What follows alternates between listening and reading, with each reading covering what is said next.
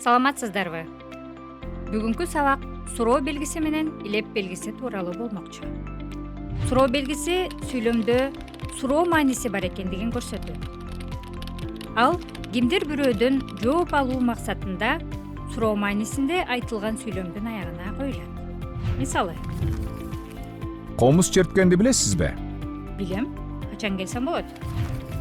Суроолуу сүйлөмдөр да түзүлүшү жагынан ар түрдүү болот. Мисалы, суроолуу сүйлөмдөр Б мүчөсүнүн жардамы менен да түзүлөт. Апам келдиби же үйдө жалгызсыңбы? Ошондой эле суроолуу сүйлөмдөр сурама ат отоочтун катышуусу менен да түзүлөт. Эмне болду? Кайдан келе жатасың? Маанайың кандай? Суроолуу сүйлөмдөр ыя, деген бөлүкчөлөрдүн катышуусу менен дагы түзүлүшү мүмкүн. Сен да барасыңбы я? Мага да ала келесиң, Ал эми илеп белгиси күчтүү сезим менен айтылып, кубануу, таң калуу, коркуу, чочуу сыяктуу адамдын ар түрдүү ички сезимин билдирген сүйлөмдөрдүн аягына коюлат. Оозеки сүйлөөдө ар түрдүү эмоционалдык түс берип турган сөздөр же сөз айкаштары адатта көтөрүңкү үн менен өзгөчө интонация менен айтылат. Ал эми аны жаза келгенде аягына илеп белги коебуз. Мисалы, илеп белгиси күчтүү сезим менен айтылган буйруу маанисиндеги сүйлөмдөрдүн аягына коюлат. Күттүрбөй эртерээк кел. Же болбосо саламдашууда, ага жооп берүүдө, коштошууда жана куттуктоодо айтылган сүйлөмдөрдө коюлат.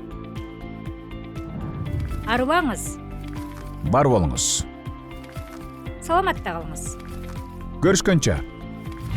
Мамлекеттик тил күнү куттуу болсун. Илеп белгиси ошондой эле ураан чакырыктардын аягына коюлат. Тил улуттун байлыгы демекчи. Тилибизге аздек мамиле жасайлы. 19 сабакта белгиленген каратма сөз же сырдык сөздөр күчтүү сезим менен айтылса, илеп белгиси коюлат. Кадырлуу мекендештер. Бали. Мындай керемет кайрыктар кайталанбас. Айрым учурда суроо күчтүү сезим менен коштолсо, бул сүйлөмдүн аягына суроо жана илеп белгилери катар коюлат. Асан, ушул кылганың туурабы? Анан кандай кылышым керек эле? Эми өзүбүздү текшерип көрөлү.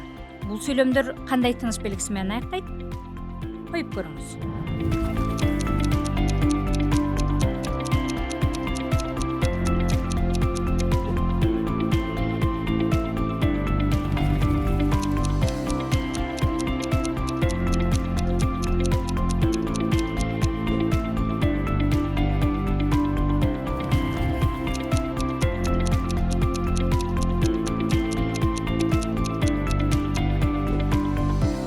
Ушуну менен сабагыбыз соңуна келди. Берилген маалыматтар ишмердүүлүгүңүздөргө багыт көрсөтөт деген ишеничтебиз. Саламатта калыңыздар.